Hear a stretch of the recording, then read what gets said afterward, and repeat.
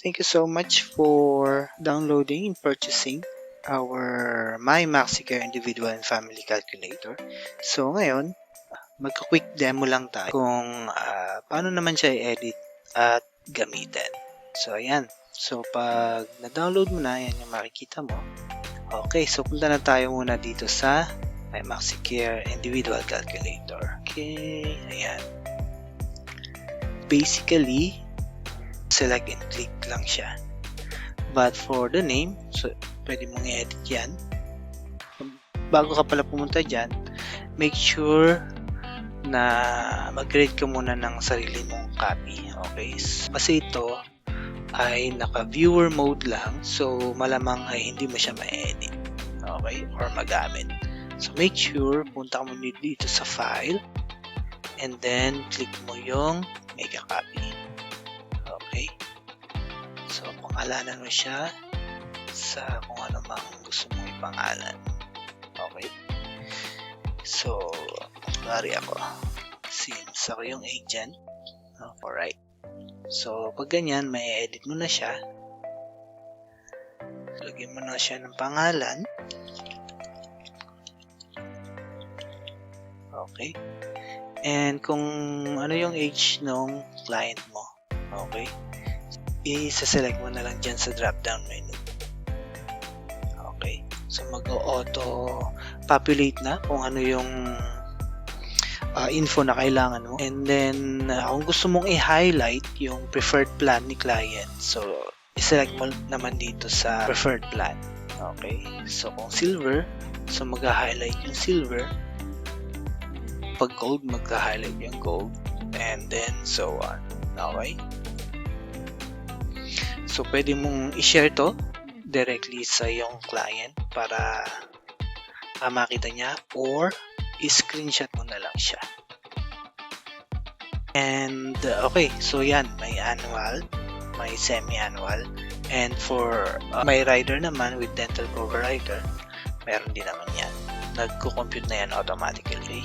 And then for the price range, okay, so dito mo lang siya i-edit just in case magkakaroon ulit ng bagong updates. Pero ito, updated na to as of recording, okay, ng February 4, 2024. Okay. So, to update this one, ito lang ang kailangan mong galawin dito sa bandang may dash lines. Okay. So, for example, dito, kahit tumaas siya ng 70K. Okay. So, kung makikita mo, nag-update na rin siya dito. Okay. So, ibalik natin. So, automatic na yan. Basta dito ka lang mag-update. Okay. So, wag mo na pakialaman to. Yan. And then, dito naman, para ma-update mo sa sarili mong info, okay, punta ulit tayo dito sa PDF. Okay. Ito, agent information, editable template. Click mo lang yan. Okay. So, mapupunta ka sa Canva. Then, edit template mo lang. Okay. So, ayan. So, edit mo lang. Once na-edit mo siya, download. Okay. So, download mo siya as PNG. Make sure na transparent yung background. Okay. So, palakihan mo ang kanyang pixel. Bahala ka. Pero okay lang naman na maliit lang din. I-download natin. Okay. Alright. Okay, that's fine. Pag na-download na, okay, balik ka dito. Then, click mo dito. And then, click mo yung insert image. Then, insert image over cells. Okay. Then, browse natin. Tingnan natin kung saan natin siya na-save dito. Okay. Yan. Yan. Bali, adjust mo na lang siya. Okay? Yan. So, may guide ka na naman dito, yung original nakalagay, para hindi ka na mahirapan sa size niya. Okay? Ayan. Ayan. Okay? So, pwede mo ring i-edit kung gusto mong dagdagan ng mga pictures sa ilalim, kung ano mang info, pwede rin. Okay? So, that's for my MaxiCare Individual Calculator. Para naman sa my MaxiCare Family Calculator, okay, tingnan natin. Once again, make sure gumawa ka ng sarili mong copy ulit. Okay? So, ganun ulit. File, make a copy. Pero hindi ko na gagawin yun. Okay. Since na-edit ko naman. So, ganun din para rin siyang dun sa individual. So, select ka lang ng age ng client mo. Lagyan mo na rin ng mga pangalan dyan. Okay? Para later on, mag-reflect siya dun sa pinaka-summary. Okay? So, platinum. Kunwari platinum plus. Okay? And since kailangan equal or mas mababa yung sa dependence niya. Okay? So, ganyan din. Alright. Ganyan din. Up to 4 dependent siya. Okay?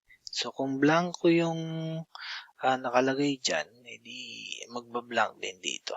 Okay? So, ayan. So, dito na sa total estimate. So, ito yung i-screenshot mo para ipakita sa iyong client para sa summary niya. Okay? So, pwede mong i-adjust dito yung kanyang mode of payment. Okay? Semi-annually or kung annual man. Ayan. Ayan. Mag-auto-calculate na yan. Okay? So, ayan. Make sure lang na i-set up mo properly dito. Okay? Para yun yung mag-reflect dito. Okay? So, may papakita niya yung product plan, yung benefit limit, okay? Then, room, then yung amount. Okay? So, depende sa sinet mong mode of payment. And then, pwede ring ilagay mo yung mga kung may rider na dental cover. Okay? So, yes natin to. Para yes din natin to. Okay? And yung total niya ay nandito. Okay? So, ganun din. Sa pag-i-edit, i-upload mo lang din yung in-edit sa Canva. Okay? And, ganun din, kung gusto mo kung may mga update, dito lang din. Itong mga may dash lines, yung iyong i-edit. At kung ikaw naman ay maka-Excel, you can download and save this as an Excel file and open it sa Excel. So, punta ka lang dito sa File and then check mo yung download. Ayun. Choose Microsoft Excel. Okay. So, lagyan natin sa download. Save. Okay. Check natin. Open natin.